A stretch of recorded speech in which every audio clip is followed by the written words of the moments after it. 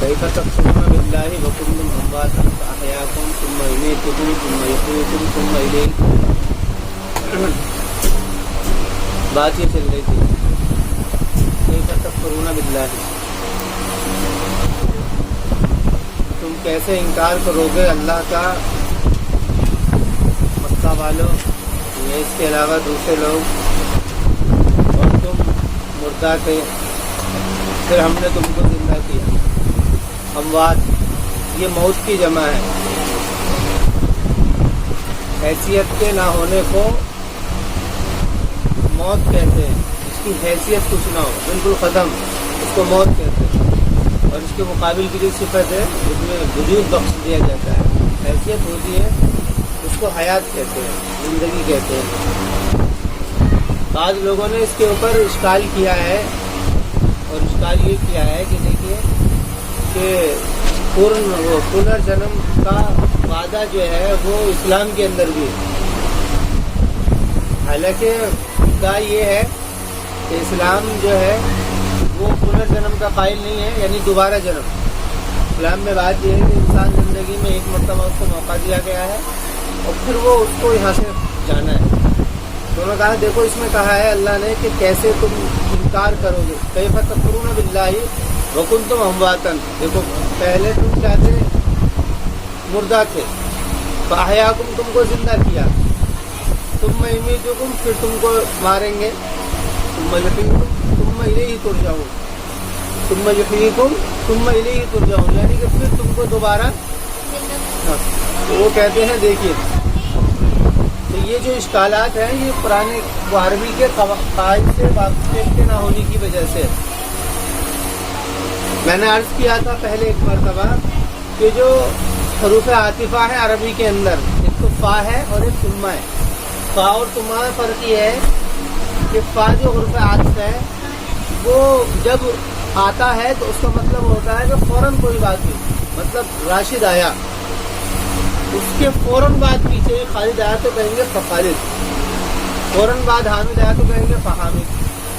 لیکن راشد کے آنے کے بعد میں وقفہ ہو گیا، 2 4 5 10 منٹ کا، آدھے گھنٹے کا بھی ہو سکتا ہے وقفہ، تھوڑی دیر یا زیادہ کا ہو سکتا ہے. اس کے لیے لفظ ثم استعمال کیا جاتا ہے. جا راجل ثم خالد، مطلب یہ ہے ثم سے پتہ لگ گیا کہ کچھ دیر کے بعد میں. تو دیکھیے قرآن نے جو جہاں پر یہ بات کہی ہے، پہلے کہا ہے وکنتم امواتا فاحیاکم، تو یہاں سے یہ ہے کہ موت کے فوراً بعد زندگی ہے، یعنی ادھر مرے ہوئے زندگی، موت کے بعد میں، یعنی کہ یہاں سے موت سے مراد ہو جائے گا حیثیت نہ ہو. یہاں سے مرنا مراد نہیں ہے، بلکہ اس کی کچھ حیثیت ہی نہیں تھی، کچھ تھا ہی نہیں ہے، اس کو وجود بخشا. تو یہاں سے ایک وجود آ گیا فاحیاکم.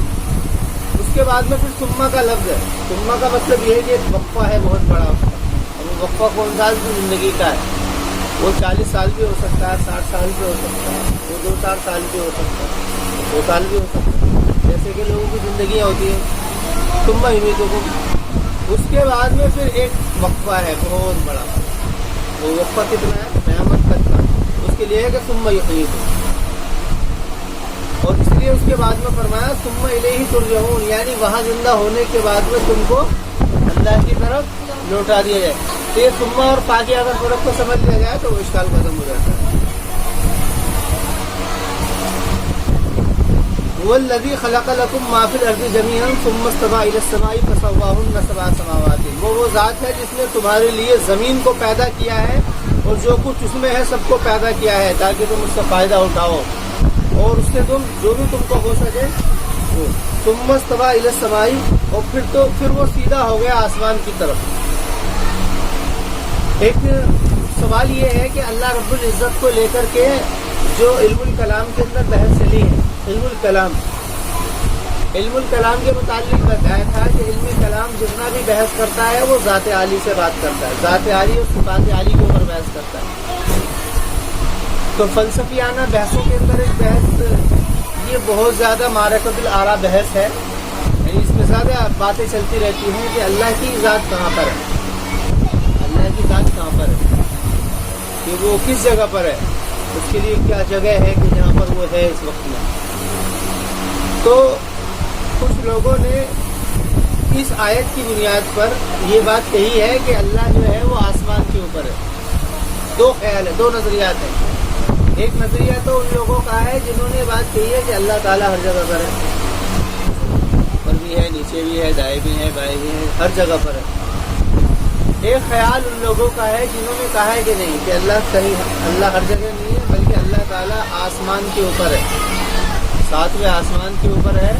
اور پھر وہ کیا نام ہے، بس وہ وہاں پر ہے، اس کا مکان وہاں پر، یعنی مکان کے طے کرنے کی، مکان طے کیا ہے.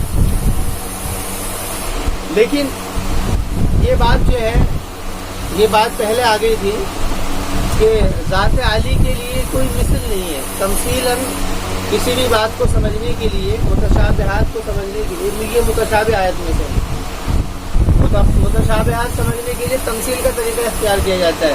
مثلا کوئی ایسی چیز دیکھی کہیں دوسری جگہ پر کہ اس جیسی کوئی نہ ہو، تو پھر یہاں پر آنے کے بعد میں اس کو بتانے کے لیے بتاتے ہیں کہ وہ ایسا تھا. مثلا کہیں کسی نے وہ مثال دی تھی، کسی نے وہاں پر بھینس دیکھی اور اس جیسی یہاں پر نہ پائی جاتی ہے، تو سمجھانے کے لیے گائے کا استعمال کیا جائے گا کہ جیسے گائے، بس اتنا ہے کہ اس کا رنگ کالا ہوتا ہے، باقی بالکل یہی ہے، کان اس کے تھوڑے سے بڑے ہوتے ہیں. لیکن اسی طریقے سے تو بات کو سمجھانے کے لیے تمثیل کا طریقہ اختیار کیا جاتا ہے. وہاں پر بات کر دی ہے لیسا کمثلہ شیء، کہ اس کی طرح کوئی ہے ہی نہیں.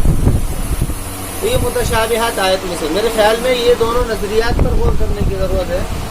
اور جہاں پر قرآن کریم نے یہ بات کہی ہے ثم استوى إلى السماء فسواهن سبع سماوات، عربی کا قاعدہ یہ ہے کہ عربی کا صلہ اگر فعل کے خلاف استعمال ہوتا ہے تو صلہ کے مطابق فعل کا ترجمہ ہو جاتا ہے. یہ فصاحت و بلاغت کی بحث ہے. اگر عربی کے اندر فعل کا صلہ وہ اس کے خلاف ہو، اس کے موافق نہ ہو فعل کے، تو پھر فعل کا ترجمہ صلہ کے مطابق ہوتا ہے. کیسے دیکھیے، ثم استوى إلى السماء، استوا کے معنی آتے برابر ہونا، اس کے لفظ استوا ہے ثم استوى على العرش، وہ پھر وہ اس پر یعنی عرش کے اوپر وہ سیدھا ہو گیا، کہ وہ عرش کے اوپر سیدھا ہو گیا. لیکن یہاں پر صلہ کیا ہے؟ الہ. یہاں پر صلہ کیا ہے؟ الہ. تو پھر اس الہ، کیونکہ الہ جو ہے وہ اس فعل کے خلاف ہے، الہ ہونا چاہیے تھا صلہ. اس لیے اب استوا کا ترجمہ اپنے معنی میں سے نکل کر کے اس کے اندر عدل پایا جائے گا، اور یہ ہو جائے گا متوجہ ہونے کے بارے میں. ثم استوى إلى السماء، ترجمہ ہوگا کہ پھر وہ متوجہ ہوا إلى السماء، آسمان کی طرف. فسواهن، پھر اس نے ان کو کیا کیا؟ سوار دیا. سوارنے سے مراد کو بنایا. بات یہ ہے نا کہ اس نے کیا کیا ہے؟ زمین کو پیدا کیا ہے، زمین کو پیدا کیا ہے. اور زمین کو پیدا کرنے کے بعد میں اور پھر وہ آسمان کی طرف متوجہ ہوا. اس کے اندر ایک اعتراض یہ بھی ہے کہ پہلے آسمان بنا ہے، زمین بنی ہے. تو بعض لوگوں کہ زمین تو بعد میں بنی ہے، جیسے کہ خود قرآن کا مدعا ہے کہ ہر چیزیں جو ہے نا وہ ایک کون سا نظریہ ہے اس کو بولتے ہیں، لاسٹ والا، کچھ نہیں پتا تمہیں، کہ زمین کے اندر ایک وہ گیس کا گولا تھا، اس کے اندر پھر وہ بلاسٹ ہوا اور پھر وہ جا کر کے اس کے حصے بنے. ایک نظریہ ہے، نظریہ ارتقاء، سائنسدانوں کا نظریہ ہے. تو اس کے تعلق سے بات یہ کہ اس کے اندر تو پہلے وجود آسمان کا تھا پہلے سے ہی، بعد میں یہ کام ہوا ہے. تو اس میں یہ اصل میں بنانے، استوا جو ہے یہ بنانے کے معنی میں بھی نہیں ہے. جواب یہ ہے کہ اللہ تعالیٰ کی توجہ ہوئی آسمان کی طرف، اور توجہ اس کے بعد میں کیا ہوا؟ اس کو بنایا، یا پھر وہاں سے اللہ تعالیٰ نے سارے دنیا کے نظام کو قابو میں کیا ہے. تو یہ بحثیں اصل میں یہ ساری بحثیں ہی سرے سے خارج ہیں. یہ بحثیں ہیں نہیں وہ کہ جن کے انسان جواب ڈھونڈ سکے. انسان کی عقل کا دائرہ وہ ایک دائرہ محدود ہے، اس دائرے سے باہر وہ جائے گا، نہیں سمجھ سکتا بات کو. تو یہ ساری باتیں متشابہات میں اسی کے بارے میں قرآن نے کہا ہے کہ قرآن کے اندر کچھ آیات محکمات، کچھ آیات محکمات ہیں، مضبوط ہے. اس میں آدمی کتنی بحث کرے وہ بدل نہیں سکتی. وہ کرا متشابہات، اور دوسری قسم جو ہے متشابہات کی मुतशाबिहात वही मुतशाबे जो इंसान को मुश्तबा कर देती है। उसमें कहा है वामल लदीन फी कुलूबिहिम ज़ैग़ुन फयत्तबिऊना मा तशाबहा, तो जिनके दिलों के अंदर टेढ़ है तो वो उन आयतों के पीछे पड़ जाते हैं जो कि मुतशाबे हैं। वब्तिगा फितनती वब्तिगा तावीली, उसमें दो तरीके के लोग होते हैं। एक का मतलब होता है कि वो यानी कि फितना बर्पा करें, कुछ कहें, खिलाफ बात कहें। दूसरा तबका वो है कि जिनका नजरिया फितना का नहीं होता है बल्कि वो तावील करना चाहते हैं ताकि उसको समझे। उसके बाद में कहते वमा यालम तावील अल्लाह, उसकी तावील अल्लाह के सिवा कोई नहीं जानता।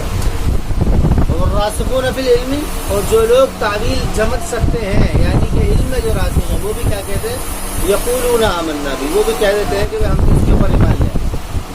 तो ये उन्हीं आयत में से, तो इसके अल्लाह ताला के लिए कोई मकान तय करने का वो ज़ात ऐसी नहीं है कि इसके लिए कोई मकान तय किया जाए। ज़मानो मकान से कोई भी चीज़ खाली नहीं है, वो कोई ज़माने में होगी और किसी मकान के अंदर होगी, लेकिन अल्लाह की वो ज़ात है जो ज़मानो वक़ा से बिल्कुल अलग है। ज़मानो मकान उसके लिए तय करना उसकी ज़ात के खिलाफ है। सुम्मा इस्तवा इला समाई फसव्वाहुन्ना सब'a समावातिन वहुवा बिकुल्लि शैइन अलीम, वहुवा बिकुल्लि शैइन अलीम, वहुवा बिकुल्लि शैइन अलीम। कब ये इसलिए बात कही गई कि अल्लाह ताला आसमान के ऊपर मुतवज्जे हो गया, तो इसका मतलब ये नहीं है कि वो हर चीज़ उसके इल्म से बाहर है, नहीं, सारी चीज़ें उसके इल्म के पकड़ में। वहुवा बिकुल्लि शैइन अलीम यानी इजमाल और तफसील के एतबार से अल्लाह ताला हर चीज़ पर कादिर है कि अल्लाह ताला ने हर चीज़ को इब्तिदान शुरू वो पैदा किया है और वो सबसे बड़ा है। वो कादिर है तुमको लौटाने पर, वो तुमको लौटाने पर भी कादिर है, यानी तुमको दोबारा जिंदा करने पर भी कादिर है। तो यहाँ पर वो बात कही गई। तो जिस तरीके से, तो यहाँ पर सवाल ये था, पहले बात ही चलती हुई आ रही थी, जिससे उन्होंने कहा था कि भाई सारी चीज़ों का इनकार किया था, तो उनसे कहा था कि भाई तुम्हारी तो हैसियत ही कुछ नहीं है, कि तुम पहले कोई हैसियत नहीं थे, तुमको हमने जिंदा किया और फिर हमने तुमको मार दिया और फिर हम तुमको जिंदा कर देंगे, तो तुम क्यों ऐसे इश्कालात और ये एतराज़ात जो तुम कर रहे हो, क्यों, क्या वजह है। अब यहाँ से बात शुरू हो रही है, वइज़ क़ाल रब्बुका लिल मलाइकति इन्नी जाइलुन फिल अर्दि खलीफा। और याद कीजिए इस जब भी लफ्ज़ आएगा कुरान में, उससे कोई वाक़या या कोई अलग मज़मून पेश करना मकसद होगा। कुरान करीम का तरीका ये है कि कुरान करीम कुछ बात करता है, यानी कि वो जब तरगीब देता है तो कुछ आयात निशानियाँ बयान करता है, उसके बाद में वाक़यात बयान करता है, वाक़यात बयान करता है। और वाक़यात से चूँकि बात जो है वो कुछ जानी पहचानी सी हो जाती है, ये है। तो वइज़ क़ाल रब्बुका लिल मलाइका, और याद कीजिए जब के कहा तेरे रब ने फरिश्तों से इन्नी जाइलुन फिल अर्दि मलाइका, यहाँ पर अल मलाइका लफ्ज़ इस्तेमाल हुआ है। मलाइका ये अलग मखलूक है, ये मलाइका अलग मखलूक है, मलाइका मलक की जमा है, ये अलग मखलूक है, ये नूर की मखलूक है। ये मखलूक कौन सी है, नूर की मखलूक है। नूर का मतलब क्या है, रोशनी, ये नूर की मखलूक है। क़ाल रब्बुका लिल मलाइकति इन्नी जाइलुन फिल अर्दि खलीफा, और याद कीजिए जब कि कहा तेरे रब ने फरिश्तों से कि बेशक मैं बनाने वाला हूँ ज़मीन में खलीफा, ये उठा करके रजिस्टर इन्नी जाइलुन फिल अर्दि खलीफा, कि मैं बनाने वाला हूँ ज़मीन में। कुछ बातें अपने हिसाब से भी समझते हैं, कोई आया तो उसको उठा करके वो सामान दे दिया। इन्नी जाइलुन फिल अर्दि खलीफा, कि मैं बनाने वाला हूँ ज़मीन में खलीफा। खलीफा ये लफ्ज़ क्या है, खलीफा कहते हैं जानशीन, नाइब, कायम मकाम, पीछे आने वाला, खलफ, इसका जो मतलब है वो खलफ भी है, इसका मतलब खलफ। ये खलीफा तो फ़ईलतुन के वज़न पर सिफ़त मुशब्बह का सिगा है, इसका मतलब है खलफ, पीछे आने वाला। जैसे इसके माने ये हैं, ऐसे ही ये इसके दूसरे माने हैं सरदार के, बादशाह के। इसके माने सरदार और बादशाह के ये जब इस्तेमाल हुआ है हज़रत दाऊद अलैहिस्सलाम को लेकर के भी, कि हमने उनको खलीफा बनाया है, बादशाह बनाया। وَإِذْ قَالَ رَبُّكَ لِلْمَلَائِكَةِ إِنِّي جَاعِلٌ فِي الْأَرْضِ خَلِيفَةً، یہاں پر یہ لفظ یہ ہے کون سے معنی میں استعمال ہوا ہے؟ یہاں پر یہ اپنے دونوں معنی میں استعمال ہوا ہے۔ قرآن کریم جب اپنا کوئی لفظ استعمال کرتا ہے اور اس کے معنی ان کے معنی متعین، یا تو قرآن خود تعین کرے گا کہ اس کے معنی یہ ہیں، اور اگر اس نے تعین نہ کی ہوگی تو یہ اپنے دونوں معنی میں استعمال ہوگا۔ تو یہاں پر یہ اپنے اس معنی میں استعمال ہے کہ اللہ تعالیٰ نے اپنا قائم مقام نائب بنایا، اور اس قائم مقام نائب کو حیثیت دی ہے ایک بادشاہ کی، ذمہ دار کی ایک حیثیت دی، اس کو ایک ذمہ دار کی حیثیت دی ہے۔ انی جاعل فی الارض خلیفہ، قالوا اتجعل فیہا من یفسد فیہا ویسفک الدماء، تو فرشتوں نے اس کے بعد اس کے جواب میں کہا کہ کیا تم زمین میں بناؤ گے وہ مخلوق جو کہ اس میں فساد کرے گی اور خون بہائے گی؟ گویا کہ یہ ایک اعتراض تھا ملائکہ کا، ایک اعتراض تھا فرشتوں کا، اور اس میں ایک ان کو اپنے ایک فکر کا، ایک نظریے کا اظہار تھا۔ نظریہ یہ تھا، وہ ادب کا پہلو اس کے اندر ملحوظ رکھا ہے، وہ انہوں نے ذکر نہیں کیا ہے۔ وہ بات کیا تھی کہ بھئی ہم ہیں کہ ہم اس کے لیے ہیں، تو پھر کیا دوسری مخلوق کے بنانے کی ضرورت ہے؟ ہم جب یہاں پر ہیں تو دوسرے مخلوق کے بنانے کی کیا ضرورت ہے؟ انسان کے اندر امتحان ہے، انسان جو ہے وہ کچھ خواہشات کا مجموعہ ہے۔ سب سے بڑی خواہش جو ہے وہ اس کی حب جاہ۔ حب جاہ کا مطلب یہ ہوتا ہے کہ اپنی حیثیت کو سب سے بڑا سمجھنا، اپنی حیثیت کو سب سے بڑا سمجھنا ہے، یہ اس کے اندر مدیت کی گئی ہے، وہ اپنے آگے کسی کو نہیں سمجھتا ہے۔ تو گویا کہ وہ آئی تھی نا گناہ کی 4 قسمیں، ربانی خواہش، ربانی خواہش، یہ ربانی خواہشات میں سے، یہ ربانی خواہشات میں سے ہے کہ وہ چاہتا ہے کہ وہ اپنے آپ کو بڑا سمجھے، وہ اپنے آگے کسی کی حیثیت کو نہ ہونے دے۔ تو گویا کہ یہ اسی کا اظہار تھا۔ انہوں نے کہا کہ اتجعل فیہا من یفسد فیہا ویسفک الدماء، ویسفک الدماء، خون بہانے کے لیے سفک کا لفظ استعمال ہوتا ہے عربی کے اندر۔ سفک کہتے ہیں سفاک، اسی کا یہ مبالغے کا صیغہ ہے، اس کے معنی ظالم۔ ویسفک الدماء، اور خون اور ظلم کریں گے خون کو، یعنی یہاں سے مراد قتل و قتال، ویسفک الدماء، یعنی کہ قتل کر کے۔ اور اس میں بعض مفسرین کا قول یہ ہے کہ کیونکہ فرشتوں نے پہلی مخلوق جنوں کو دیکھا تھا کہ انہوں نے وہی کچھ حال کیا تھا زمین کے اندر، انہوں نے وہی کچھ حال کیا تھا زمین کے اندر، تو اس خیال کی وجہ سے فرشتوں نے کہا تھا کہ بھئی تو ایسی مخلوق بنانا چاہ رہا ہے کہ تو زمین میں فساد پھیلائے گی۔ محرکات کیا ہوں، اس کے محرکات کیا جن تھے یا محرکات اور دوسری چیز تھے، یہ قرآن نے طے نہیں کی ہے، یہ قرآن نے طے نہیں کی ہے کہ اس بات کے کہنے کی وجہ کیا بنی تھی۔ لیکن آگے کا واقعہ اس بات کی نشاندہی کرتا ہے کہ وہ شاید وہی نظریہ تھا۔ کیوں؟ کیونکہ سجدہ کرنے کا جو حکم دیا ہے ان کو، وہ یعنی کہ اسی بات کا امتحان وہ ہوا ہے، آزمائش ہوئی ہے کہ ان کے اندر اپنی ذات کی حیثیت ان کے سامنے ہے یا ہمارے حکم کی حیثیت ہے۔ وہ جو بات کری سیاق و سباق ہے، قرآن کریم کا یہ اسلوب ہے، وہ سیاق و سباق جو ہے وہ معنی کا طے کر دیتا ہے، مفہوم کو وہ طے کر دیتا ہے کہ وہ کہنا کیا چاہ رہا ہے۔ تو دیکھیے اس کو وہاں دیکھ لیں گے، فرمایا اس میں وَنَحْنُ نُسَبِّحُ بِحَمْدِكَ، اور ہم تیری تسبیح بیان کرتے ہیں، وَنُقَدِّسُ لَكَ، اور ہم تیری تقدیس بیان کرتے ہیں۔ تسبیح اور تقدیس، سبح یسبح تسبیح، تسبیح کہتے ہیں کسی کی ذات کے لیے تعریفی کلمات استعمال کرنا، تسبیح تعریفات کے لیے کلمات استعمال کرنا، اور وہ نماز بھی ہو سکتی ہے، وہ کچھ اذکار بھی ہو سکتے ہیں، وہ اس کے علاوہ بہت سارے کام ہو سکتے ہیں، وہ کسی شکل میں رکوع کی شکل میں ہو سکتا ہے، سجدے کی، یہ ساری تسبیحات میں۔ اور تقدیس کہتے ہیں پاکی بیان کرنا، باقی بیان کرنا۔ باقی سے مراد کیا ہے؟ یعنی اس کو ساری مخلوقات سے بالکل بالا تر، اس کو ساری مخلوق سے بالکل بالا تر سمجھنا کہ اس کے جیسا کوئی نہیں.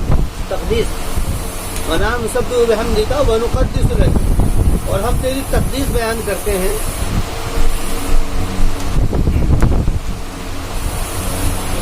تو اس کے اندر بھی جلالین کے اندر بھی اس بات کو انہوں نے کہا ہے. اس میں لفظ ہے نُسَبِّحُ بِحَمْدِكَ وَنُقَدِّسُ لَكَ، اور ہم تیری تقدیس بیان کرتے ہیں. مطلب کیا تھا؟ وہی اشارہ تھا کہ ہم زیادہ مستحق ہیں خلافت. خلیفہ اگر کسی کو متعین کیا جائے تو ہم زیادہ مستحق ہیں اس بات کے کہ خلیفہ ہم میں سے کسی کو بنایا جائے. قال انی عالم ما لا تعلم، اللہ رب العزت نے بس اس کے بعد میں یہ کہا کہ جو میں جانتا ہوں وہ تم نہیں جانتے. بات وہی ہے کہ انسان کی عقل اور علم سب چیز کے دائرے کیا ہے؟ محدود ہے.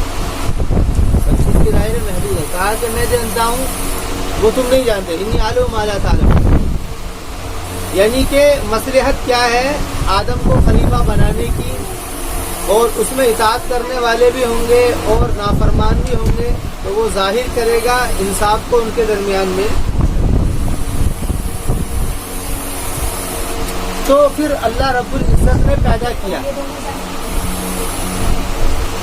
اور پیدا کرنے کے کیا طریقہ رہا ہے اس کے بارے میں روایات سے بات ملتی ہے کہ اللہ رب العزت نے زمین کے اندر جتنے بھی حصے ہیں ان سارے حصوں سے مٹی، اور مٹی کا پھر لے کر کے اس کا خمیر تیار کیا، اور پھر اس سے جو ہے آدم علیہ السلام کے اعضاء بنائے، اور پھر وہ ایک زمانے تک کھڑا رہا. اور پھر اس کے اندر یہ اصل میں جتنی بھی باتیں ہیں یہ ساری روایات سے ملی ہیں، لیکن کیا صورت واقعہ اصل وہی ہے کہ وہ ایک زمانے تک پڑے رہے، ہر جگہ کے 40 سال تک پڑے رہے، اس کو سب دیکھتے تھے. ان واقعات کی کیا حیثیت ہے؟ ان واقعات کی حیثیت کے متعلق اگر ان واقعات کی حیثیت دیکھنی ہے تو وہ کتاب ہے تفسیر ابن کثیر، اس کے اندر انہوں نے وہ سارے واقعات جمع کیے. البتہ قرآن کریم نے اس کے اوپر کوئی بات نہیں کی ہے. اس کے اندر کچھ روایات جو ہیں وہ اسرائیلی روایات بھی ہیں، اور اس کے علاوہ کچھ روایات وہ بھی ہیں جو صحابہ سے منقول ہیں. تو قرآن نے بس اتنی بات کہی ہے، تو کہا کہ ان کو آدم علیہ السلام کو پیدا کر دیا. وَعَلَّمَ آدَمَ الْأَسْمَاءَ كُلَّهَا، اور آدم علیہ السلام کو نام سکھلائے. اسما، اس میں اسما سے مراد کیا ہے؟ اس میں بڑا اختلاف ہے. اسما کو لے کر کے لوگوں نے اختلاف کیا ہے، اور اس کے بارے میں نتیجے پر کوئی بات ایسی نہیں ہے جس کی بنیاد پر یہ کہہ دیا جائے کہ یہ بات یوں ہے. نتیجے کے اوپر کوئی بات ایسی نہیں ہے کہ جس کی وجہ سے یہ کہہ دیا جائے کہ بات یوں ہے. بات کیا ہے؟ بات یہ ہے، بعد نے کہا ہے کہ اس سے مراد کچھ مخلوقات کے نام تھے، کیونکہ فرشتے جو ہیں وہ ضروریات سے بالکل فارغ ہیں، ان کے سامنے کوئی ضروریات نہیں ہے. وہ باپ بیٹے کا وہاں کوئی مسئلہ نہیں ہے، کھانے پینے کا کوئی مسئلہ نہیں ہے، وہ کوئی مسئلہ نہیں ہے. تو ان کو کسی چیز سے کیا کرو، اس سے کیا بات ہوگی. حالانکہ اگر اس بات کو دیکھا جائے تو اس بات پر ایک طور پہ اعتراض ہو سکتا ہے، کیونکہ ابراہیم علیہ السلام کے پاس گئے جب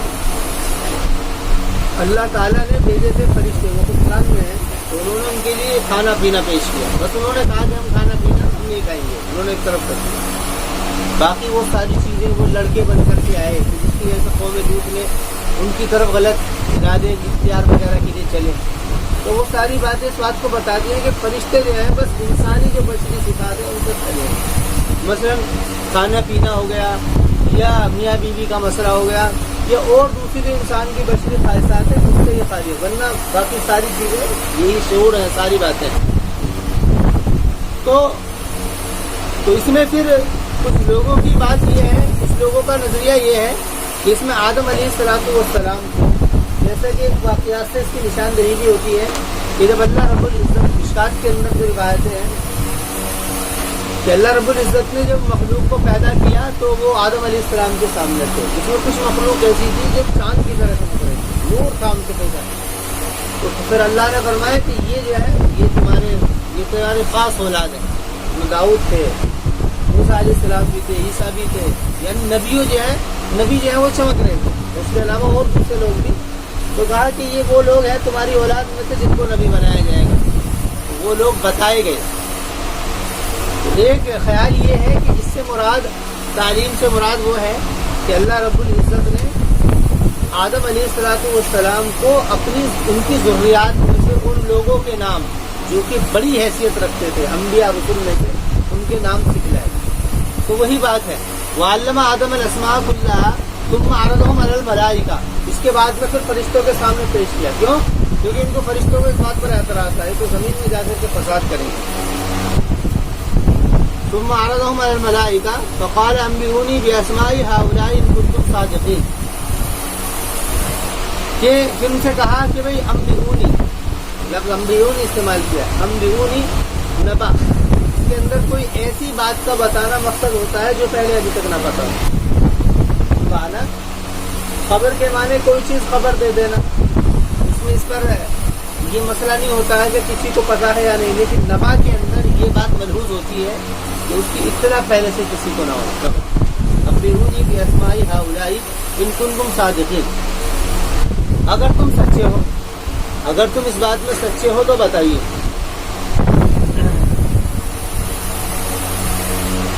یعنی اگر تمہیں یہ پتا ہے کہ بھئی خلافت کے حقدار ہم ہیں تو تم بتائیے کہ یہ کون ہے، ان کے بارے میں بتلائیے. تو یہ جو ہے قالوا سبحانک لا علم لنا، انہوں نے کہا کہ نہیں سبحانک، تو تیری ذات پاک ہے. فرشتوں میں عبادت کا پہلو جو ہے وہ سب میں برابر ہے، سارے ایک ہی جیسے عبادت ہے. مراتب تو الگ الگ ہیں، مراتب تو طے کیے گئے ہیں فرشتوں میں، مثلا جبرائیل ہیں اور اس کے علاوہ اسرافیل ہیں، اسرائیل ہیں اور دوسرے فرشتے ہیں، لیکن عبادت کے اعتبار سے سارے کے سارے کیا ہیں بالکل برابر ہے. لیکن انسانوں میں ایسا نہیں ہے. انسانوں میں کیا ہے، بعض ولی بھی ہیں، شہید بھی ہیں، صدیقین بھی ہیں، اولیاء بھی ہیں، انبیاء بھی ہیں، شہداء بھی ہیں، رسول بھی ہیں. بڑے بڑے مقام تو یہی ہیں انبیاء رسول کا. اس کے بعد تو پھر دوسرے مقام جو قرآن نے خود بتائے ہیں، اولیاء ہیں، صدیقین ہیں، شہداء ہیں، صالحین ہیں. قرآن کہتا ہے نا کہ یہ لوگ صدیقین، شہداء اور صالحین جیسے ہوتے ہیں. یہاں پر کیا ہے، مقام ہے، عبادت کے اعتبار سے مقام ہے یہاں پر.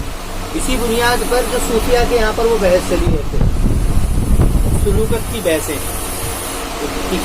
سلوکت سے مراد چلنا کہ مقام، کہ انسان جو ہے پہلے اس کا اصلاح ہوتا ہے، اصلاح کے بعد میں پھر اس کے اندر جو ہے ولایت پیدا ہوتی ہے، وہ صلاح میں سے ہوتا ہے. صلاحیت کے بعد کے معنی ولایت پیدا ہوتی ہے.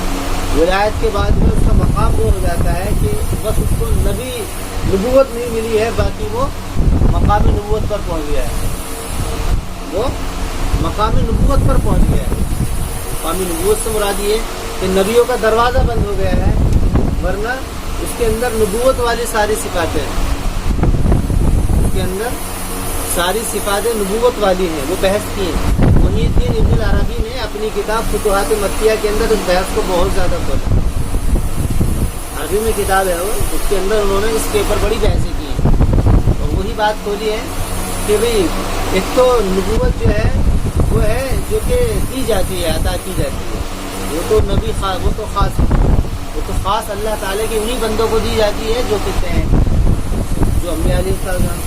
ایک نبوت جو ہے وہ ہے جو کہ حصول کی جاتی ہے محنت مجاہدے سے. تو وہ مقام اور مرتبہ ہے جس کو ہر ایک آدمی پا لیتا ہے. ہر ایک آدمی ریاضت سے، مشقت سے، مجاہدے سے اس مقام کو پا لیتا ہے. بس فرق اتنا ہے کہ اس کو اللہ کی طرف، تعالیٰ کی طرف سے یہ آرڈر نہیں ہوا ہے اس بات کا کہ تم لوگ، ورنہ وہ اس مقام کو پا لیتا ہے. تو وہی بات تھی.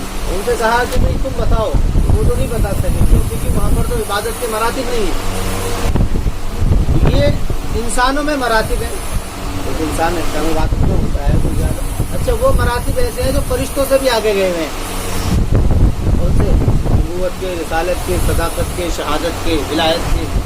یہ مقام مرتبے وہ ہیں جو کہ فرشتوں کے عبادت کے معیار سے بھی بڑے ہوتے ہیں.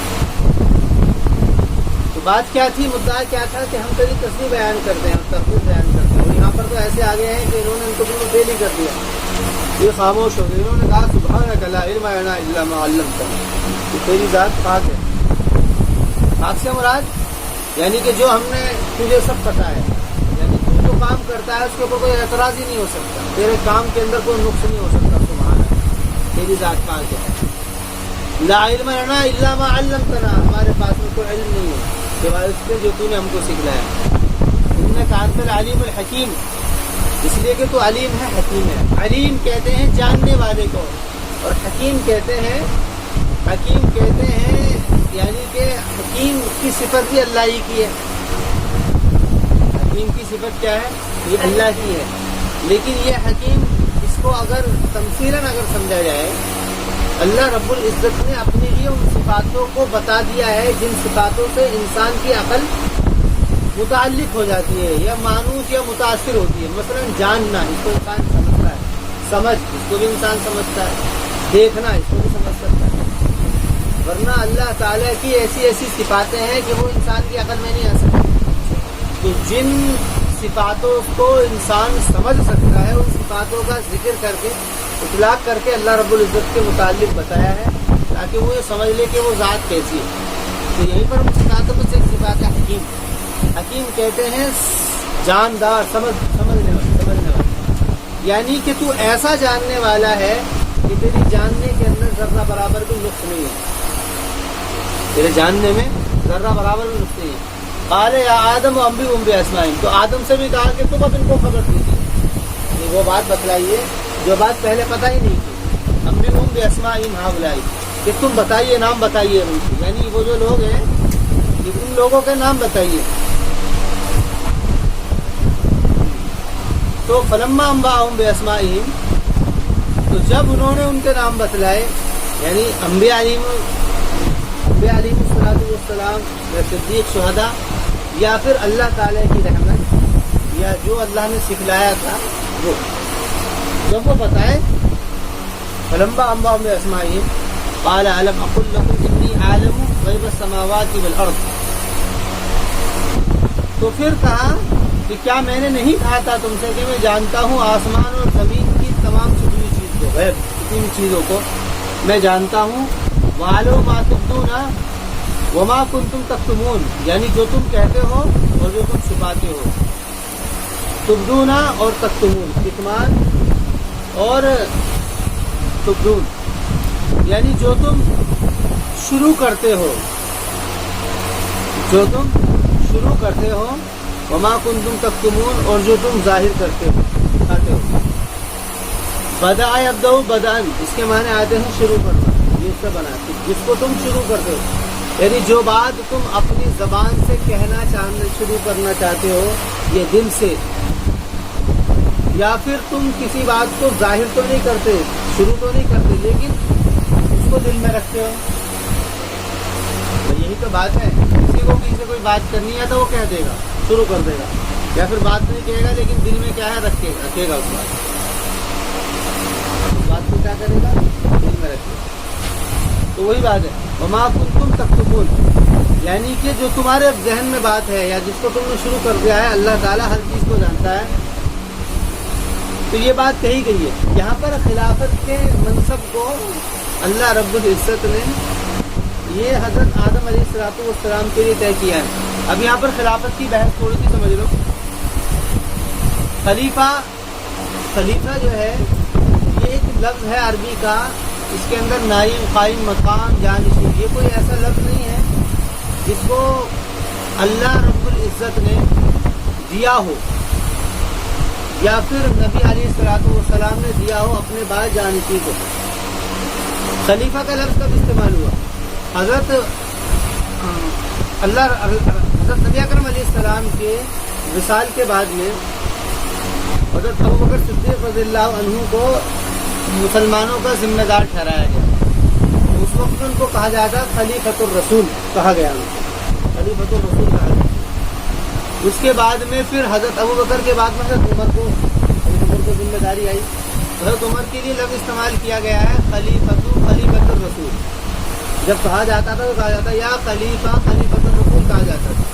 حضرت عمر نے کہا کہ یہ تو بعد میں بہت لمبا نام ہو جائے گا، حضرت عمر نے کیا کیا، اس لفظ کو ختم کر کے امیر المومنین کا لفظ استعمال کیا، آگے امیر المومنین کہا جائے۔ تو ان کے زمانے میں امیر المومنین کا لفظ چلنے لگا۔ کے بعد میں پھر یہ بعد میں لفظ پھر ختم ہو گیا، پھر یہ بعد میں پھر یہ خلیفہ لفظ استعمال ہونے لگا، اور پھر ابھی تک یہ لفظ مسلمانوں کے جو سربراہ ہیں ان کے لیے خلیفہ کا ہی لفظ استعمال ہوتا ہے۔ اب اس کے اندر 2-3 بحثیں یہ ہیں کہ کیا مسلمان کے نظم کو چلانے کے لیے خلیفہ کی ضرورت ہے؟ تو بات یہ ہے کہ مسلمان کے نظم کو چلانے کے لیے مسلمان کے نظم اجتماعی اگر کوئی ان کے اوپر سربراہ نہ ہو، تو یہ ان کے لیے بڑی مشکل کا مقام ہے۔ ان کے لیے کوئی سربراہ ہونا ضروری ہے۔ اس سربراہ کو آپ خلیفہ بھی کہہ سکتے ہیں، کوئی بھی لفظ استعمال کر سکتے ہیں، بات لفظ کی نہیں ہے بلکہ بات اس کے مدعا کی ہے، جو وہ چاہتا ہے، لفظ جو اپنے اندر رکھتا ہے۔ تو مسلمانوں کے لیے خلافت خلیفہ ہونا بہت ضروری ہے۔ بلکہ بات یہ ہے کہ رسول اکرم علیہ الصلوۃ والسلام نے کہا کہ جماعت کے ساتھ میں رہو، جڑ کر کے رہو، تنہا مت رہو۔ یہ بات رسول اکرم علیہ السلام نے فرمائی ہے۔ تنہا رہنا یہ بالکل بھی مناسب نہیں ہے۔ جمع ہو کر کے رہو، جڑ کر کے رہو۔ خلافت کے لیے جن اصول کی اور جن صفاتوں کی ضرورت ہے کہ اس کے اندر کون ایسا شخص ہے جس کو خلیفہ بنایا جا سکے، تو اس کے لیے شاہ ولی اللہ محدث دہلوی نے ایک کتاب ہے، اس کتاب کا نام ہے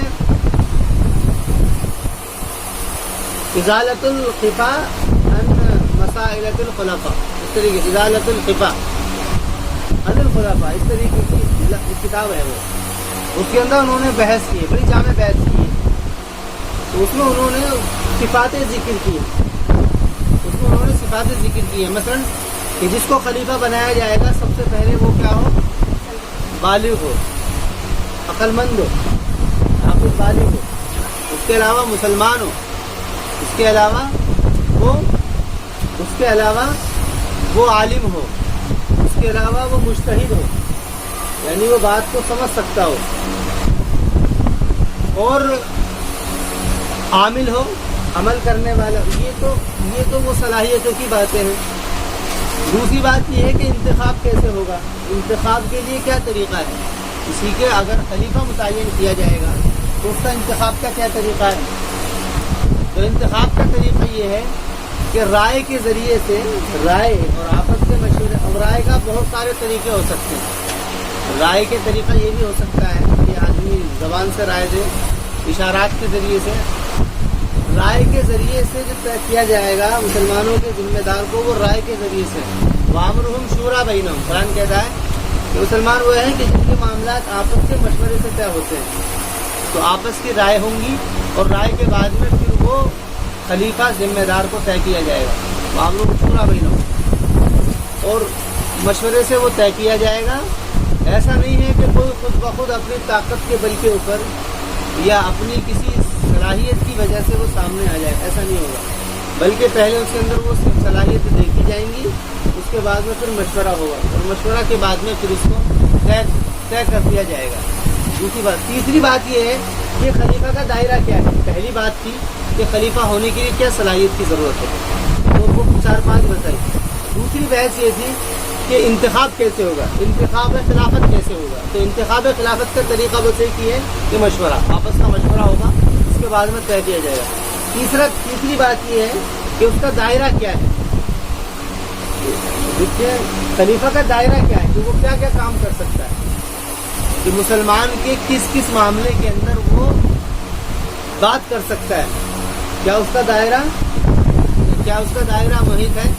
تو اس کے بارے میں بعض لوگوں نے کہا کہ نہیں، کہ اس کا دائرہ صرف اتنا ہے کہ وہ مسلمانوں کو نماز کا حکم کر سکتا ہے، وہ زکوٰۃ وصول کر سکتا ہے، وہ امر بالمعروف نہی عن المنکر کر سکتا ہے۔ حالانکہ یہ بات جو ہے اگر دیکھی جائے تو یہ بات جو ہے قرین قیاس نہیں ہے۔ قرآن کریم نے کہا الذین ان مکناہم فی الارض اقاموا الصلاۃ وآتوا الزکاۃ وامروا بالمعروف ونہوا عن المنکر، کہ اگر ہم ان کو ذمہ داری دے دیں، اگر ہم ان کو زمین کے اندر ذمہ داری دے دیں تو یہ کیا ہے، نماز کو قائم کریں گے، زکوٰۃ کو ادا کریں گے، اور امر بالمعروف نہی عن المنکر کریں گے۔ تو یہ امر بالمعروف اور نہی عن المنکر، یہ امر بالمعروف ہر ان چیزوں کو हर उन चीज को घेर लेता है जो कि मारूफात में से है। मारूफात कहते हैं उन भलाइयों को कि जिन भलाइयों के बारे में सब मुत्तफिक हो गए अच्छाई है, और मुनकर कहते हैं उन बुराइयों को जिसके बारे में सब लोग जानते हो कि ये बुराइयां हैं। वो उसका हुक्म करेंगे, उसके लिए कोई कानून साजी भी कर सकते हैं, वो अपने एतबार से कानून साजी भी कर सकते हैं और कानून साजी कर करके वो बात तय भी कर सकते हैं। अलबत्ता इसके अलावा जो और दूसरे उमूर हैं, मसलन जिना है, जिना को लेकर के वो कानून साजी कर सकते हैं, और इसके अलावा लोगों को चोरी चकारी के लेकर के कोई कानून साजी की जा सकती है। यानी किसी भी बात के ऊपर हर वो चीज़ जो कि मारूफात और मुनकरात से आएंगी, मारूफात के खिलाफ जो बातें आएंगी और मुनकरात के मुआफिक जो ही बातें आएंगी वो उसको लेकर के कानून साजी कर सकते हैं। तो उसको क्या है, इख्तियार है। और हजरात खलफा जो हैं, हजरत उमर, अबू सिद्दीक वगैरह, इन लोगों ने जो इन्होंने कानून साजियाँ की हैं, इन्होंने भी कानून साजी की है। तो ऐसा नहीं है कि खलीफा का दायरा सिर्फ महदूद है कि वो सिर्फ इन्हीं के अंदर काम करेगा, नमाज और ज़कात, ये तो चीज़ें पहली हैं, ये बात तो चीज़ें पहली हैं। बल्कि कुरान करीम ने जहाँ पर ये बात कही है, ये बात जो है, ये बात सूरह तौबा के अंदर भी है कि जब वो नमाज पढ़ने लगे और ज़कात देने लगे, फ़खल्लू सबीलहुम, कि उनके रास्ते को छोड़ दिया जाए। तो वहाँ पर जो बात है, वहाँ पर उसका सियाक़ व सबाक़ खुद बता रहा है, वो जंग के दौरान बात कही थी, एक जंग चल रही है और जंग के दरमियान में मामले ये हो रहे हैं। अच्छा, जंग का मसला तो ऐसा नहीं था कि भाई एक दिन के अंदर ये सारा मामला सुलझ जाए, भाई 2, 4, 5, 6 दिन, अब तो महीनों बात होती रहती थी।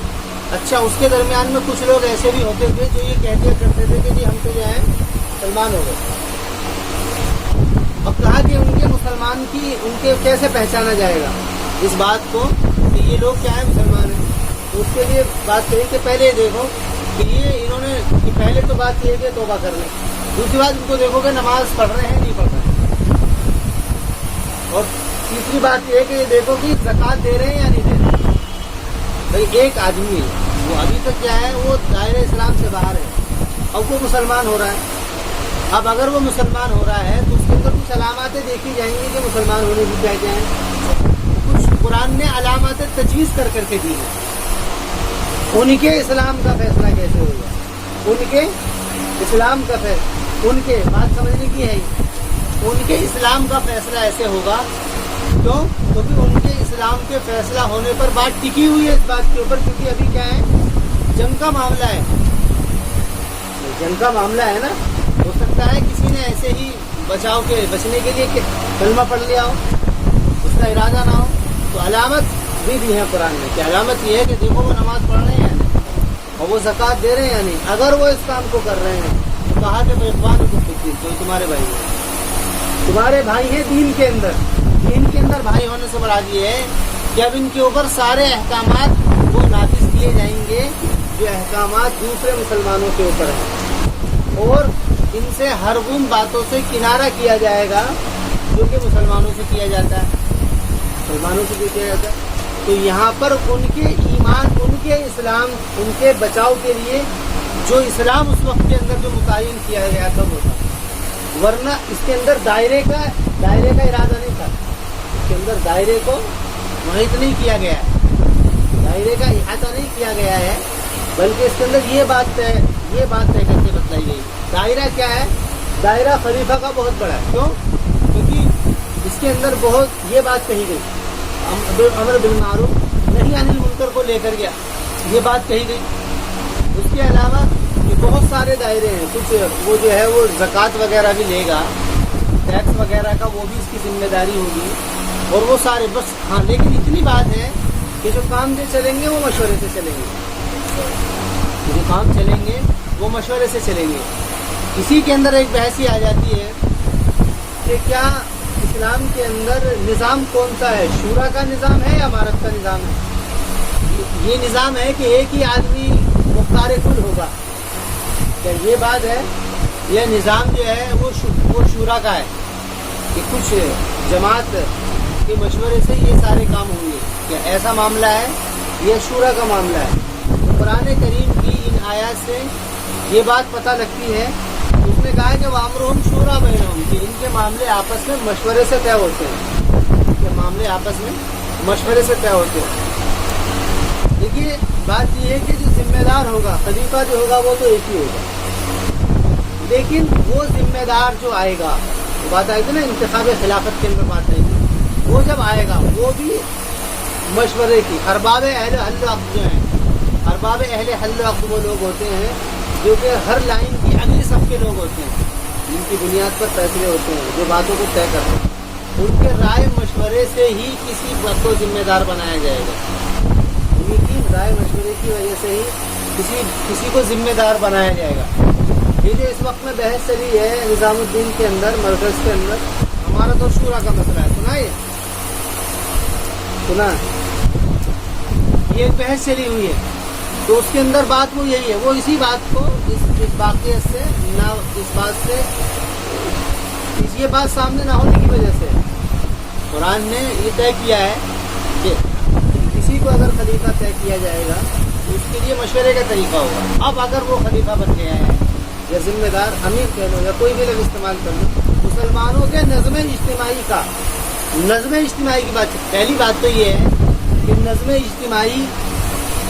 نظم اجتماعی کے اندر وہ نظام ہے کہ جس کے اندر مسلمانوں کے ساری سیاسی امور اس کے اندر ہوں، سماجی اس کے اندر معاملے ہوں، مذہبی اس کے اندر معاملے ہوں، سارے معاملے مسلمانوں کے جس سے متعلق ہوتے ہیں اس کو نظم اجتماعی کہتے ہیں. ایک آدمی کا مسئلہ صرف مذہب کو لے کر کے ہے، مذہبی معاملات ہے، اس کے لیے کسی نے کوئی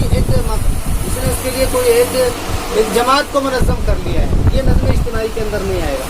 یا کسی نے کسی کے سماجی کام کو لے کر کے نظام کو منظم کر لیا ہے، یہ بھی نظم اجتماعی کے لیے اندر نہیں آئے گا.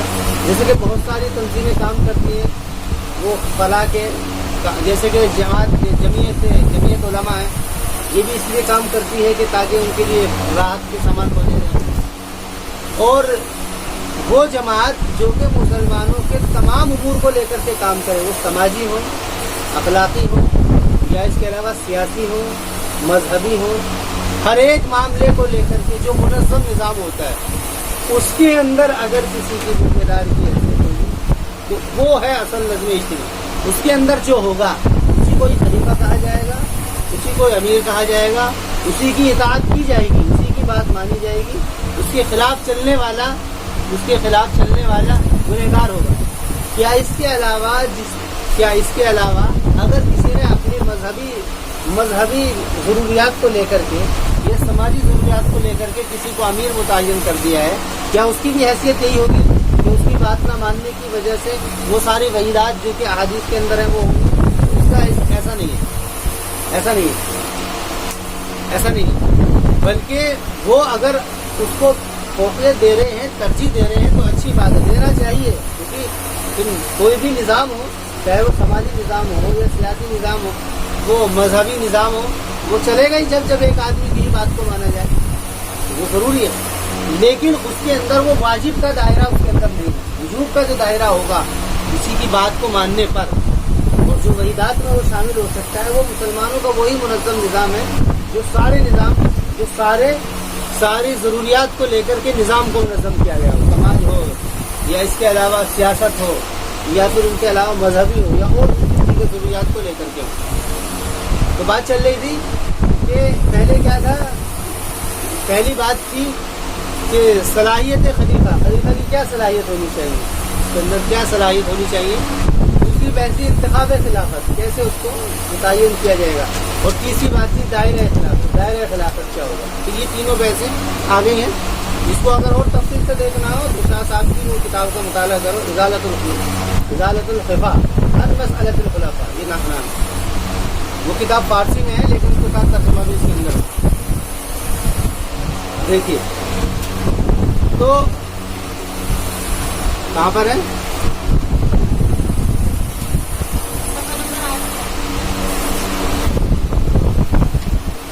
تو فرما رہے ہیں تو یہ بات ہوئی تھی. قال یا آدم انبئہم باسمائہم، کہا کہ اے آدم کہ تم خبر دیجئے اپنے ان ناموں کی فلما انبأهم بأسمائهم قال ألم أقل لكم إني أعلم غيب السماوات والأرض وأعلم ما تبدون وما كنتم تكتمون. اب یہاں سے بات دوسری شروع ہوئی ہے. وہی تو قلنا للملائکۃ اسجدوا لآدم. یہ اس بات کو اشارہ کر رہا ہے کہ یہ واقعہ مستقل واقعہ ہے. وہ واقعہ الگ واقعہ تھا جس میں تخلیق آدم کا واقعہ تھا اور امتحان جو لیا گیا تھا. وہ ایک بات کہی تھی کہ بھئی اس سے یہ بات کا اشارہ کہ وہ چاہتے تھے تو وہ بات اب یہاں سے ظاہر ہوئی. کیسے کہ جب ہم نے کہا فرشتوں سے کہ تم سجدہ کرو آدم کو, یہ بات آ گئی.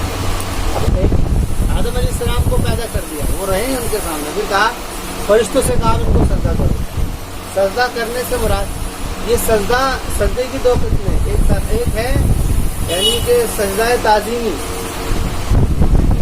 اور ایک ہوتا ہے سجدہ عبادی.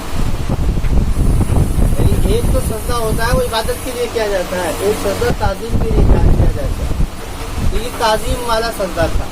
اسی کی بنیاد کے اوپر بعض لوگ جو کسی کے سامنے جھک کر کے سلام کرتے ہیں, بعض علماء کا اسی کی بنیاد پر یہ رائے ہے کہ وہ اس طریقے سے جھکنے میں کوئی مذائقہ نہیں ہے. بعض اس کے اوپر اعتراض کرتے ہیں تو جھکنا تو صرف اللہ کے سامنے چاہیے. تو انہوں نے اپنی دلیل میں بات کہی ہے. دیکھو آدم علیہ السلام کے سامنے فرشتوں کو جھکایا جائے, تعظیماً اگر کسی کے سامنے جھکا جائے, بڑا ہے, کوئی شیخ ہے, استاد ہے یا کوئی بڑا آدمی ہے, تو اس میں کوئی مذائقہ نہیں ہے. وہ انہوں نے استدلال بنا کر کے اس بات کی آیت کو دلیل بنا کر کے ان لوگوں نے کہا ہے. اور تو یہ بات تھی, یہ سجدہ جو تھا یہ بھی سجدہ تعظیمی تھا, عبادت کا سجدہ نہیں تھا. وَإِذْ قُلْنَا لِلْمَلَائِكَةِ اسْجُدُوا لِآدَمَ, جب ہم نے کہا فرشتوں سے کہ تم سجدہ کرو آدم کا, فَسَجَدُوا إِلَّا إِبْلِيسَ, تو سجدہ سب نے کر دیا سوائے ابلیس. وہاں پر دو ہی مخلوق تھی اور دونوں کی دونوں انسان سے اپنے مادے کے اعتبار سے بڑی ہوئی تھی. مادہ یعنی جس سے وہ تیار ہوا, دونوں بڑی, فرشتہ اور جن. فرشتہ نور سے پیدا ہوا, نور, اور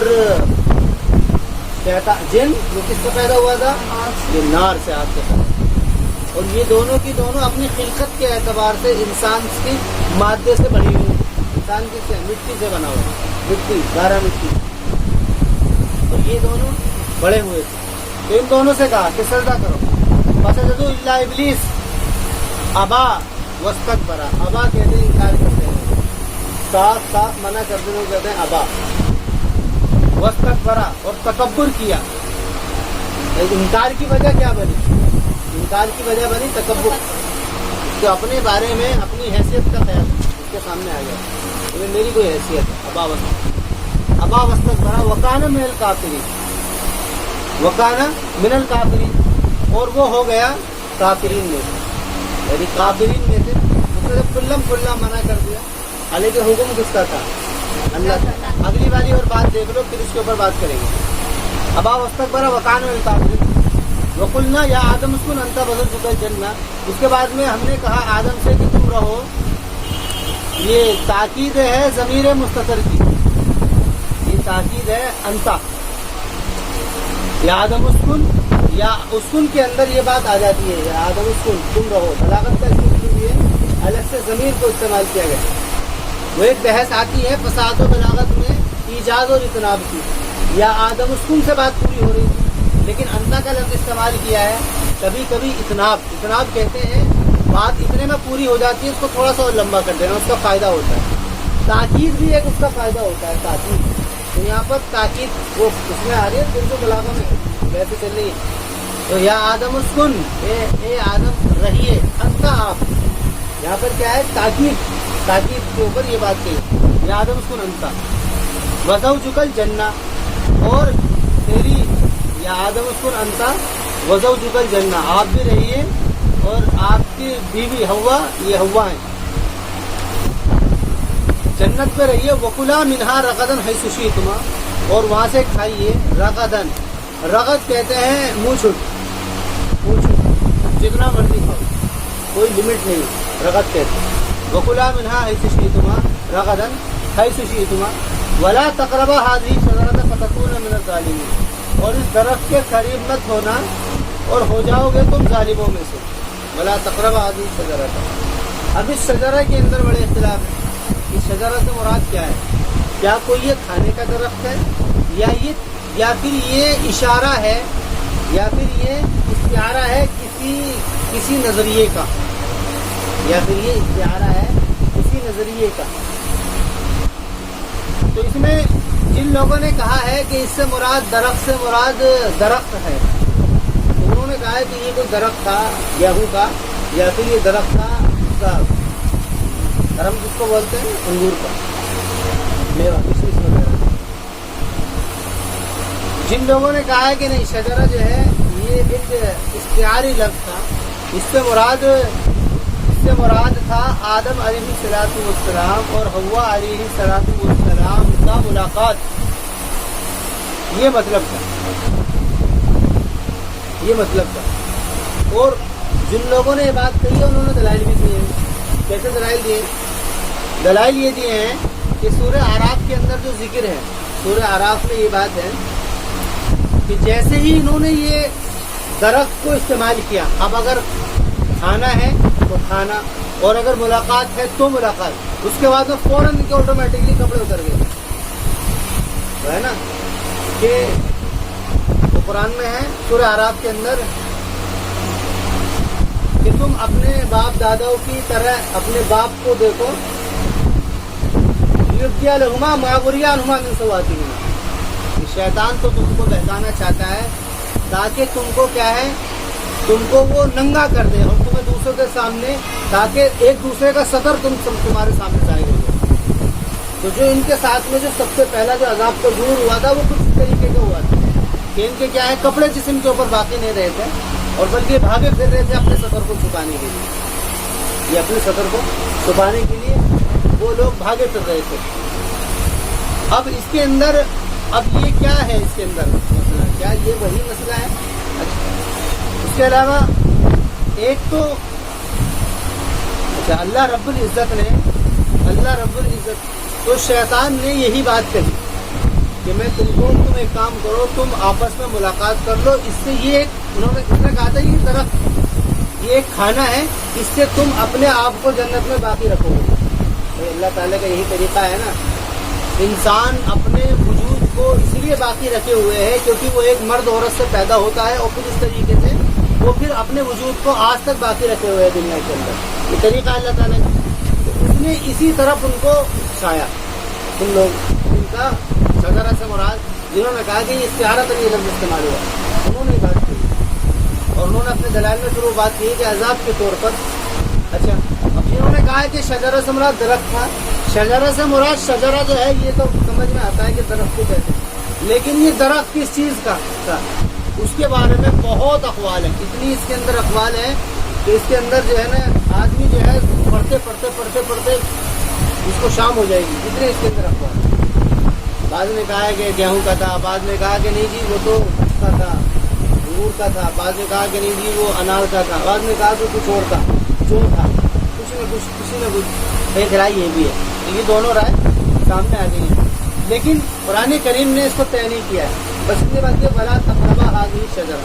دیکھیے لیکن اگر دیکھا جائے تو پہلا لفظ استعمال کیا ہے قرآن نے کہ فکلا منہا رغدن حیث شئتما، کہ تم کھاؤ جہاں سے بھی تمہارا جی چاہے.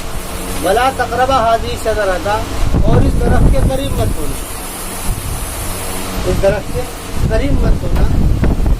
اس سے بھی ان لوگوں کی کی بات کی وضاحت معلوم ہوتی ہے.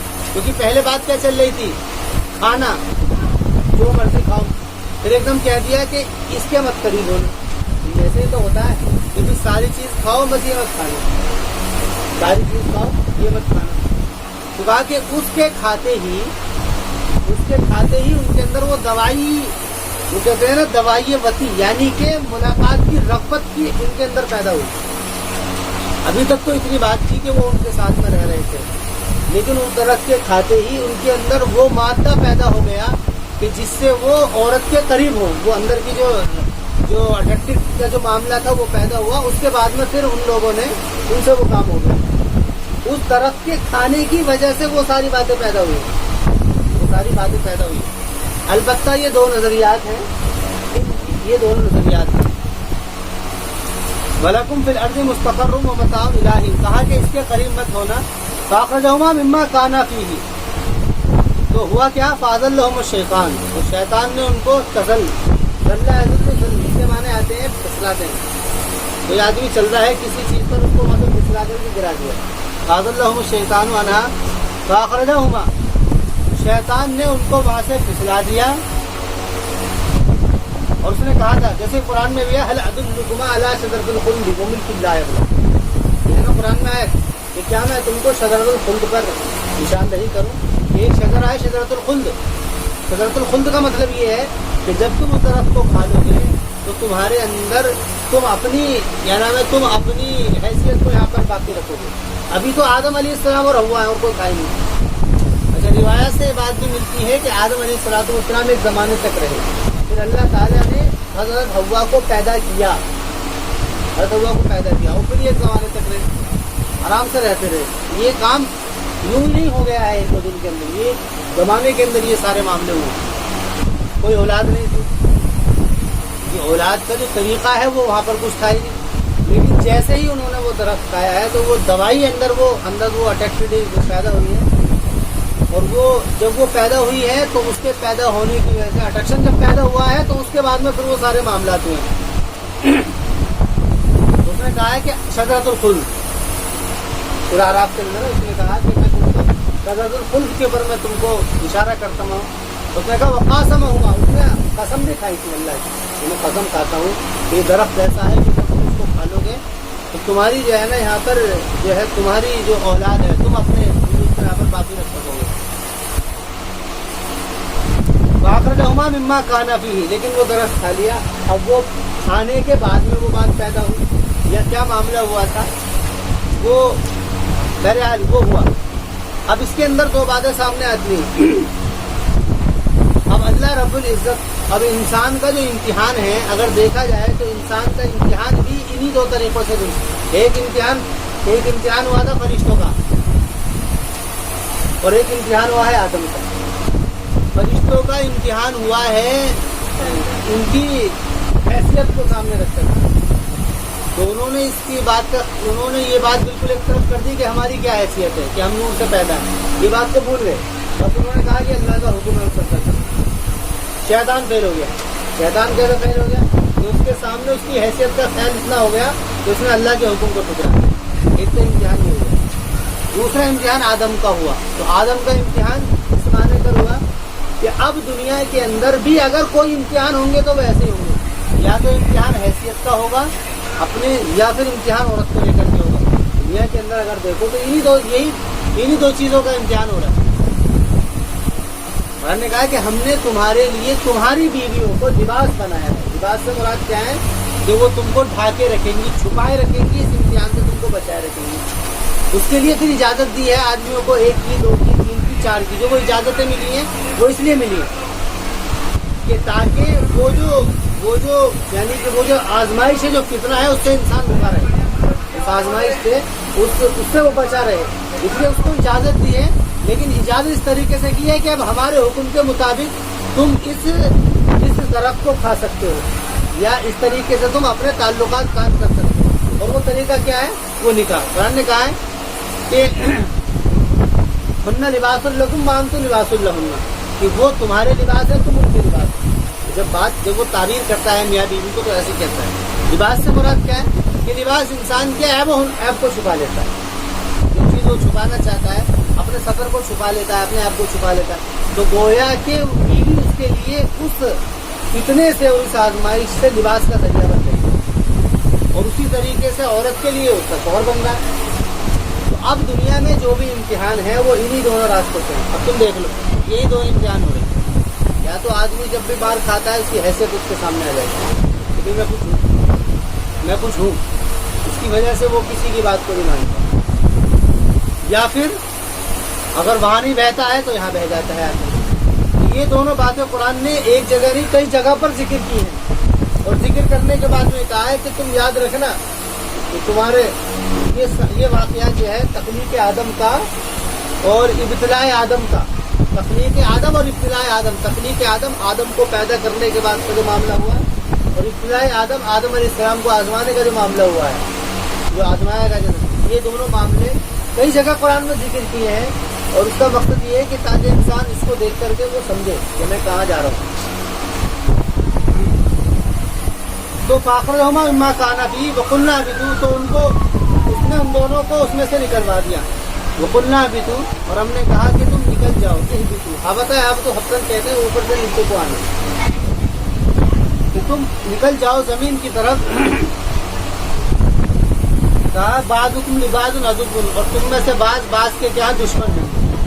اب کیا ہے، اب چونکہ تم نے وہ درخت کھا لیا ہے، اب تمہارے اندر وہ ساری باتیں پیدا ہو گئی ہیں، اب تمہاری کیا ہے، اب تمہاری مخلوق بڑھے گی، تم کو بڑھنی ہے۔ اب یہ ہوا، لیکن کہا کہ تم میں سے بعض کے دشمن ہو جائے گی، یعنی تمہاری اولاد بھی آپس میں ایک دوسرے کے دشمن ہو جائے گی۔ بعضکم لبعض عدو ولکم فی الارض مستقر، اور تمہارے لیے زمین میں کیا ہے، ایک ٹھکانہ ہے، مستقر، قرار پانے کی جگہ ہے، جہاں پر آدمی ٹھہرے، مستقر کہتے ہیں ٹھہرنے کی جگہ کو۔ وَلَكُمْ فِي الْأَرْضِ مُسْتَقَرٌّ وَمَتَاعٌ إِلَىٰ حِينٍ، اور متاع ہے، سامان ہے، الہی، اچھا مستقر اس ٹھکانے کو کہتے ہیں جو دائمی نہ ہو، ایک ٹھکانہ ہو جہاں پر آدمی اپنے آپ کو تھوڑا سا قرار پا لے، لیکن دائمی ٹھکانہ نہ ہو۔ لیکن دائمی ٹھکانہ دنیا نہیں ہے، دائمی ٹھکانہ تو اس کا وہ اللہ تعالیٰ کا وہی خزانہ ہے، جنت ہے۔ وَلَكُمْ فِي الْأَرْضِ مُسْتَقَرٌّ وَمَتَاعٌ إِلَىٰ حِينٍ، اور متاع بھی کہتے ہیں تھوڑے سے سامان کو، مستقر بھی کہتے ہیں ٹھکانہ، اور متاع کہتے ہیں تھوڑا سا سامان، تھوڑا سا ضرورت کا۔ کہ زمین میں تم کو بھیجا تو جا رہا ہے، لیکن یہ کوئی مستقل ٹھکانہ نہیں ہے، اور اس کے اندر جو تم کو دیا جائے گا وہ کوئی دائمی نعمت نہیں ہے۔ وَلَكُمْ فِي الْأَرْضِ مُسْتَقَرٌّ وَمَتَاعٌ، تو متاع کا معنی سمجھ لو، متاع کہتے ہیں تھوڑا سا معنی، إِلَىٰ حِينٍ، حین کہتے ہیں مدت کو، حین قرآن کریم نے حین کہا ہے۔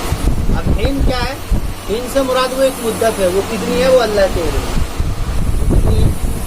قیامت تک، یعنی انسان کا وجود قیامت تک دنیا کے اندر باقی رہے گا۔ فَتَلَقَّىٰ آدَمُ مِن رَّبِّهِ کلمات، تو ملاقات کی آدم نے اپنے رب سے کلمات کی، ملاقات کی یعنی کہ آدم علیہ السلام کو اپنے رب کی طرف سے کچھ کلمات ملے، جس کو اللہ نے ان کو الہام کیا تھا، اور ایک قرات میں جو ہے یہ نسب کے ساتھ میں بھی ہے، فَتَلَقَّىٰ آدَمَ مِن رَّبِّهِ کلمات میں کلمات کو قائل ہے، تو آئے کچھ کلمات آدم کو، یعنی وہ کلمات آدم کو ہی آ کر کے ملے، اور ایک جگہ پر کہ آدم نے وہ پا لیے، آدم کو اگر فاعل بنائیں گے تو آدم نے پا لیے، آدم کو اگر مفعول بنائیں گے تو آدم کلمات نے آدم کو پا لیا، بات دونوں ہی کراتے ہیں اس کے اندر، آدمو بھی ہے اور آدمہ بھی ہے۔ فتاب علیہ، تو اللہ تعالیٰ فتاب علیہ، تابہ یتوب توبن کے معنی کیا آتے ہیں، تابہ یتوب توبن کے معنی آتے ہیں یعنی کہ شرمندگی اور ندامت کا اظہار، شرمندگی ندامت کا اظہار، لیکن وہی بات ہے کہ جب اس کے لیے صلہ اگر ایسا استعمال ہو جائے جو اس کے خلاف ہو تو پھر وہ اسی معنی میں فتاب علیہ، تو اللہ ان کے اوپر متوجہ ہوا، فتاب علیہ، تو یہ اس عربی قاعدے کی وجہ سے اس کا ترجمہ متوجہ ہونا ہوا ہے۔ اس کے اندر یہ بات آتی ہے کہ انسان سے غلطی تو ہو سکتی ہے، انسان سے غلطی ہو سکتی ہے، اور جب انسان غلطی میں شرمندہ ہوتا ہے، شرمسار ہوتا ہے، اور شرمسار ہونے کے بعد میں اللہ کے سامنے ندامت کا اظہار کرتا ہے، تو اللہ تعالیٰ اس کی زبان کے اوپر ایسے کلمات جاری کر دیتا ہے کہ جس کی وجہ سے اس کی توبہ قبول ہو جاتی ہے۔ توبہ کس کو کہتے ہیں، توبہ کا مفہوم تو شرمندگی اور ندامت کا اظہار ہے، لیکن اس کی اور وضاحت ہے، وہ سورہ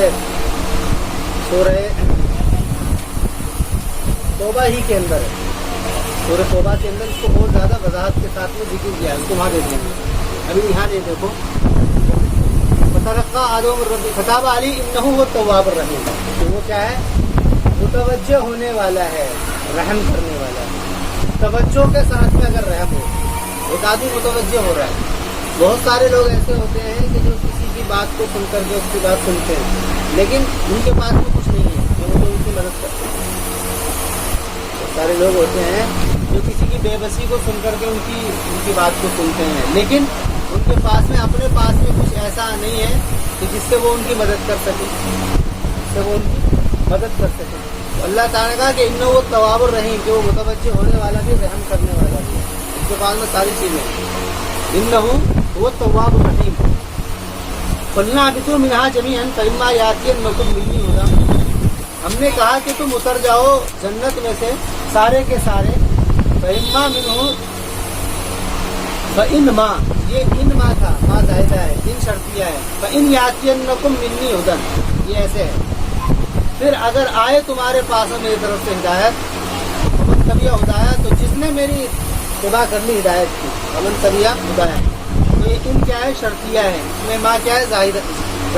तो ये इन माँ या इन माँ बोला जाता है। इन माँ आज इन माँ का फायदा ये होता है कि पहली बात को खत्म करो।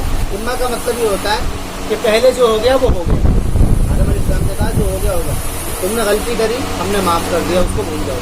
अब आगे का ये ध्यान रखो, उनसे कहा जा रहा है और उनको मुतवज्जे कर करके सारी दुनिया के लोगों से कहा जा रहा है कि क्या, कि तुम दुनिया के अंदर जा तो रहे हो और तुम्हारे सामने शैतान ने तुमको देखो ऐसे किया है, अब तुम उससे बचते रहना। अब हम उससे बचने के लिए तुम्हारे ऊपर कुछ हिदायत के सामान भी हम फराहम करेंगे। हिदायत के सामान ही होंगे, हम मौके मौके से नबियों को रसूलों को भेजते रहेंगे, अपनी तरफ से पैगामात भेजते रहेंगे और वो तुम्हें शैतान कोशिश करेगा। तो शैतान जो है ये स्कीम अल्लाह का, शैतान पहले ही दिन से इंसान का दुश्मन है। तो इसके लिए हम बचाव के लिए तुम्हारे कुछ हिदायत के सामान भेजेंगे। तो उसी को कह रहे हैं फमन तबिया हुदाया, कि जो जिसने मेरी हिदायत की इत्तिबा की, फला खौफुन अलैहिम वला हुम यहज़नून, तो उनके ऊपर ना ही खौफ होगा और ना ही गम होगा। खौफ और हुज़न, खौफ हुज़न ये एक सिफत का नाम है। खौफ और हुज़न ये एक सिफत का नाम है।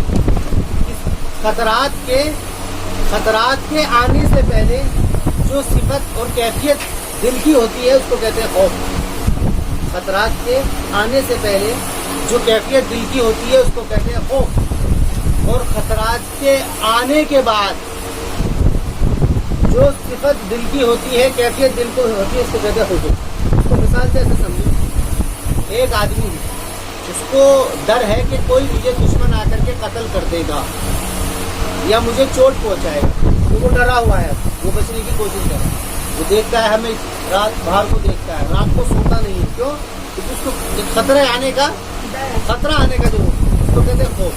अब वो उसको खतरा पहुंच गया, वो आया और आकर के उसको मार पीट करके तोड़ ताड़ करके चला गया, या उसके साथ में जो भी जुल्म ज्यादती करके चला गया। अब उसका खौफ तो खत्म हो गया, लेकिन क्या बाकी रह गया? गम बाकी रह गया। गम अब उसको गम होता है तो मेरे साथ में बताओ ऐसे मामले। तो कुरान ने दोनों चीज, और ये दोनों की दोनों क्या है? ये दोनों की दोनों मुश्किल की सिफत है, परेशानी की। अल्लाह ने कहा है कि जो हिदायत की इत्तिबा करेगा, ना तो उसको किसी का डर होगा कि कोई उसको परेशानी पहुंचेगी, और ना ही उसको कोई गम होगा कि अगर उसको कोई परेशानी आ भी जाती है तो वो उसको परेशान नहीं कर सकेगी। तो आएगा, दुश्मन भी आएंगे, कान में है ना, तो दुश्मन भी आएंगे, हमारे ऊपर मुश्किलें भी आएंगी, सारे काम होंगे, लेकिन वो मुश्किल परेशानी तुमको तुम्हारे ऊपर असरअंदाज नहीं होगी। जैसे कि बदर के अंदर हुआ, ये पूरी जमात मेजोरिटी आई, वहाँ की 1000 आई, डर था और हुआ, लेकिन वो उनको कोई गम नहीं पहुँचा सकते। गम जब पहुँचाते, जब उनको कोई तकलीफ देते, सारे के सारे नाकाम होकर देते। तो जो लोग इत्तिबा करेंगे हिदायत की, उनके साथ में, सबके साथ में ऐसा होगा, चाहे वो कोई भी। बात आ गई समझ में? तो उसी को कहा है वला खौफुन अलैहिम वला हुम यहज़नून। यहाँ पे आखिरत के अंदर भी है और दुनिया के नहीं, हर जगह यही मामला होगा। वल्लज़ीना कफ़रू वकज़्ज़बू बिआयातिना, और जिन्होंने इनकार कर दिया, कुफ्र कर दिया और हमारी आयत को झुठला दिया, जैसे कि शैतान ने। आदम अलैहिस्सलाम ने तौबा की, शैतान ने कुफ्र किया। कि अगर किसी ने कुफ्र कर दिया, हमारी आयतों को झुठला दिया, उलाइका अस्हाबुन नार हुम फीहा खालिदून, कि वही लोग क्या है? जहन्नमी है। अस्हाबुन नार, अस्हाब कहते हैं साथी को, वाले को। उलाइका अस्हाबुन नार, की वो आग वाले हैं। वो क्या वाले हैं? उलाइका अस्हाबुन नार, की वो आग वाले हैं, आग के अंदर रहेंगे। हुम फीहा खालिदून, वो उसी में हमेशा रहेंगे। माकिसूना अबदन ला यफ्तूना वला यफ्तून, यानी उसमें हमेशा रहेंगे, उसमें से वो नहीं निकलेंगे।